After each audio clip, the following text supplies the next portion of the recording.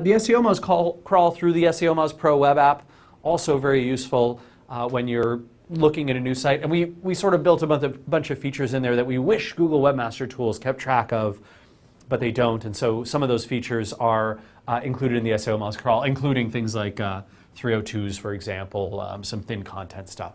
So that can be quite helpful. Next up, keyword targeting. So this makes some sense that you have to choose the right keywords to target. So what I want to have is, if gobbledygook, probably an awful keyword for anyone to be targeting, no search volume, just bad choice in general. But right, we want to be looking at, do these have good search volume? Right? Are some users actually searching for them? You might not be able to target high value terms because you're also looking for low difficulty when you're first launching a site. Right? You don't want to necessarily shoot for the moon. Maybe you do on your home page or some branded page, some product page. But for the things that you want to target and you want to work on early, short term, right? Maybe some content that you've got, some of those feature pages for the product or service you're offering, and you think to yourself, I'm not going to be able to target, gobbledy, which is, that's really tough. But maybe gobbledygook, that'll be easier. And so you could look at search volume, the relevance to the website. Please, by all means, make sure that you have something that's relevant, that's actually pulling in searches you care about, and low difficulty. If you've got that taken care of, you've got your keyword targeting. Content quality and value. If you have a bunch of users coming to this page and they think to themselves, this doesn't really answer my query, or yeah, maybe this answers one portion of it, but I wish there was more detail here, more video, more images, maybe a nice graphic that explains some things, a data set, some references to where they got this information, not just a bunch of blocks of text. Maybe I'm looking for something that describes a process, something that explains it fully. If you can do that, if you can build something remarkable where all of these people change from, what's this, to, oh, you know what, instead it's, I am happy, I also am happy, this page makes me so happy, yay, I'm going to stick my tongue out. If you can get that level of enjoyment and satisfaction from your users with the quality of the content that you produce, you're going to do much better in the search engines. And search engines have got some really sophisticated algorithms that look at true quality and value. You can see Google's gotten so much better about putting really good stuff in results, even sometimes when it doesn't have a lot of links or it's not doing hardcore keyword targeting. When it's great stuff, they're doing a good job of ranking it. Next up, design quality, user experience, and usability.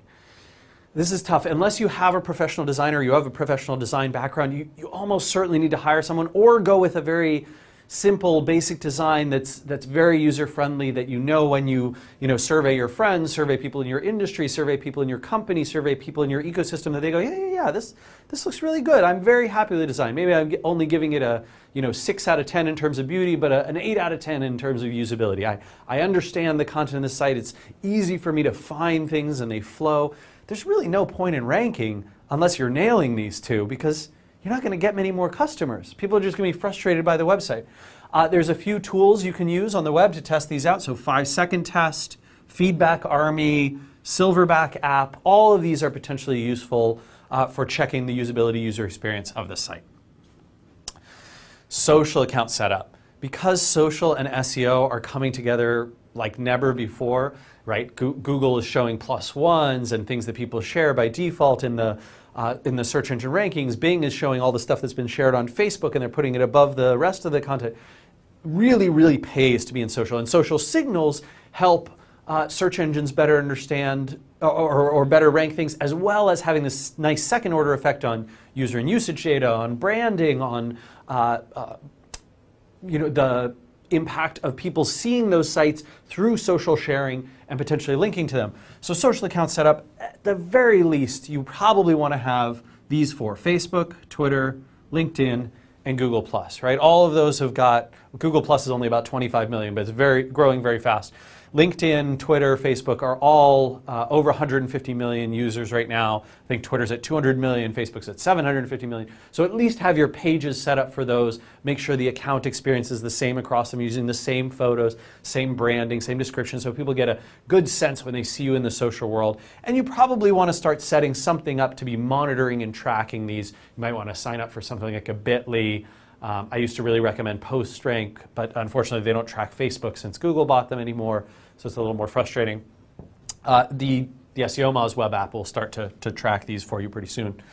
And once you've got those social accounts set up, you can feel good about sharing the content that you're producing through those social accounts, finding connections, building up in that world, and spending the appropriate amount of time there, depending on the value you're feeling back from that.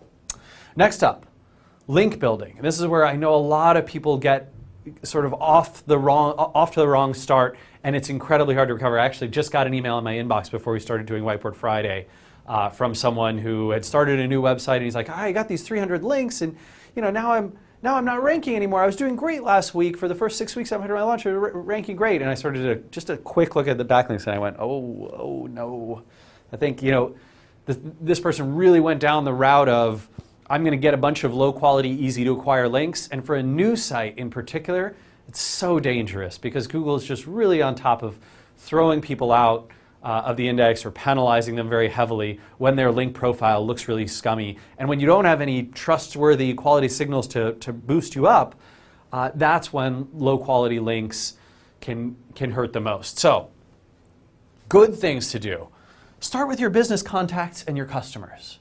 They are great places to get links from. Your customers are willing to link to you, awesome. Get them to link to you. If the contacts that you have in the business world are willing to say, hey, my friend, Rand just launched a new website, boom. That's a great way of doing it. All your email contacts, your LinkedIn contacts, the people that you know personally and professionally, if you can ask them, hey, would you support me by throwing a link to me on your About page or your blog roll or your list of customers or your list of vendors, whatever it is, right? Guest posts and content. This is a great way to do good sort of content, positive content production and earning links back for that. So finding trustworthy sites that have lots of RSS subscribers and are well-renowned and can give you visibility in front of your audience and give you a nice link back if you can contribute positively to those. I also like high-quality resource lists. So this would be things like the Better Business Bureau, maybe, that sort of falls a little in the directory world, but something like a Crunchbase. Right? If you're a startup in the technology world, you definitely need to have a Crunchbase listing. You might want to be on some Wikipedia lists. Granted, those are no follow, but that's still okay. That's probably a good place to get some visibility. There might be industry-specific lists that are like, these are, I don't know, heavy machine production facilities in the United States. Great, okay, I should be on that list. That's what I do, right? News, media, and blogs. So getting the press to cover you, getting blogs in your sphere to cover you, finding those, emailing the editors, letting them know that you're launching this new website. That's a great time to say, hey, this business is transforming, we're launching a new site, we're changing our branding, whatever it is. That's sort of a press-worthy message, and you can get someone to look at you. Review sites, review blogs are great for this too, as they'll sort of say, oh, you've got a new application, you got a new mobile service, maybe we'll link to you. That could be interesting. Relevant social industry and app account links, right? So if I contribute something to the Google Chrome store, right? If I contribute something to the Apple Store, if I am contributing something to a design portal, a design gallery, all of those kinds of industry stuff and accounts that you can get are likely worth submitting to, worth getting your website listed on. And then social media link acquisition. So this is obvious stuff where you spend time on Twitter, on Facebook, on LinkedIn, on Google+, connecting with people, and over time building those relationships that'll get you the links, possibly through one of these other forms, or just through the friendliness of them noticing and liking and enjoying your content. And that's what content marketing is all about as well. So these are great ways to start, very safe ways to do link building. They're not short-term wins, right? These almost all of them require at least some effort, some investment of your time and energy, some creativity, some good content, some authenticity in your marketing, versus a lot of the stuff that tempts people very early on. They're like, oh, sweet, I have a new website. I need to get like 500 links as soon as possible. So I'm going to try things like reciprocal link pages, right? I'm just going to put up a list of reciprocal link partners. I'm going to co-contact a bunch of other firms. They'll all link to me and we'll all link to each other. It'll be a happy marriage of links. No, it's not. It's not a wonderland.